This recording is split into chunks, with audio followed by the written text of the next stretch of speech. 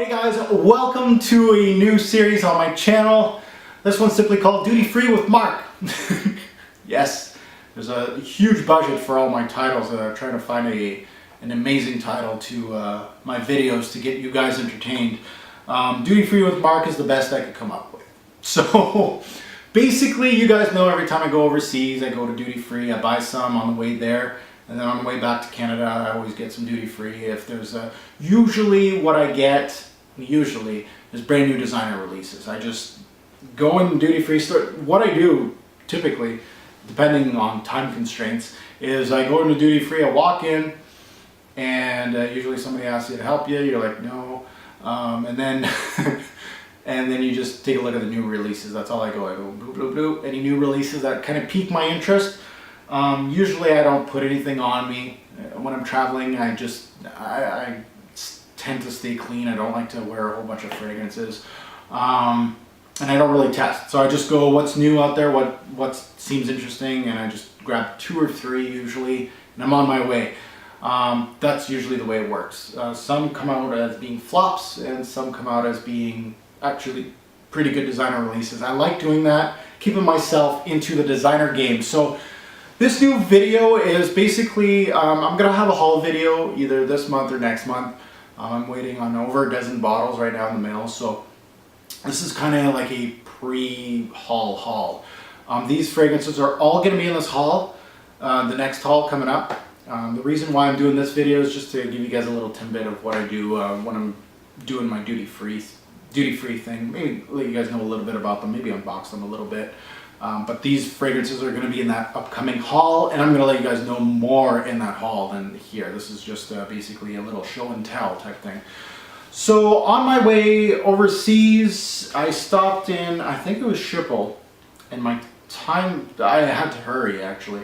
So I got 3 designers, and these are the guys that I actually had months with them. I had 3 months. I bought them back in November.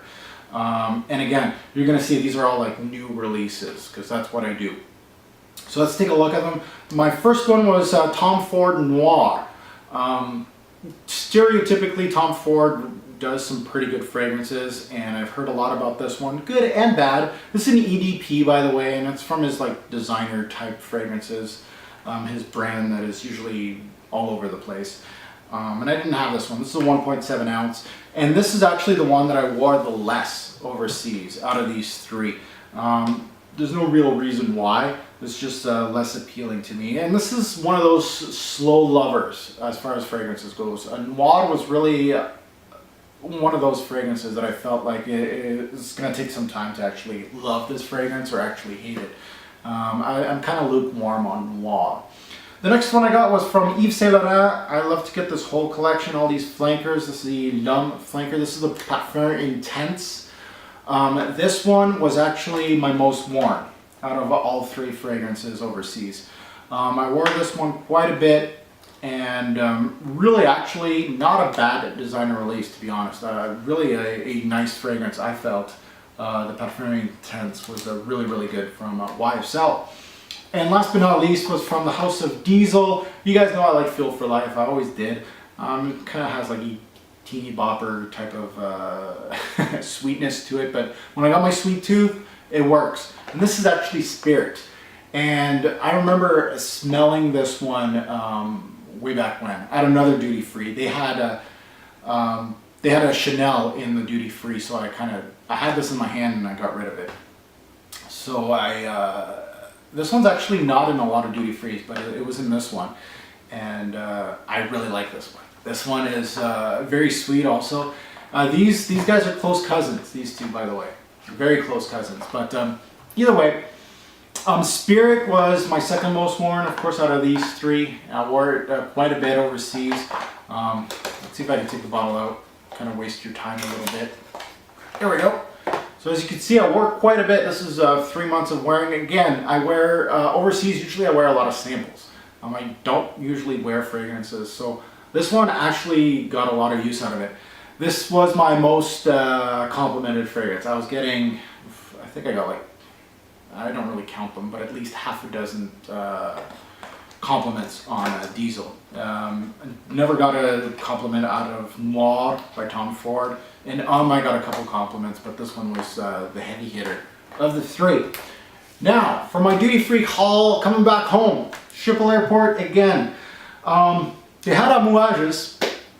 They didn't have the ones that I wanted. I had them all. The only one that I didn't have from the amouage line that was there, I was hoping for Lyric. They didn't have Lyric. They had gold. That was the only one that I didn't have, and I'm not buying gold. Gold is too freaking weird. It's too girly, I think. Anyway, so what I got, I still got it in the bag. You see that? I still got it in the bag. Still didn't even open it. And what did I get? Well, again, new releases, something a little different. I might even open it up. But the three I got, I don't know if you can see. This one here, Valentino Gumo. Crazy stuff. I got Christian Dior's Fahrenheit Perfume, so I can't wait to smell that. I didn't smell it, I didn't even smell the strip. I just snatched it. I was like, new release, wanted it, got it. And yes, as you can see, there's a little gold bottle here. 1 million, absolutely gold. They had just 2 bottles of this left. I think they're phasing this out. I'm not too sure. Anybody that knows a lot about Paco Rabanne 1 million, let me know. Because Absolutely Gold has been a little hard to find these days, and it's actually quite expensive. I think it was like $100. It was 78 euros. 78 euros. So either way, this is a pure Perfume edition of 1 million. I hear it's a little more masculine. I just wanted to get it just because there was nothing else really to interest me, and it looks like it's harder and harder to find just because the intense version is out of 1 million.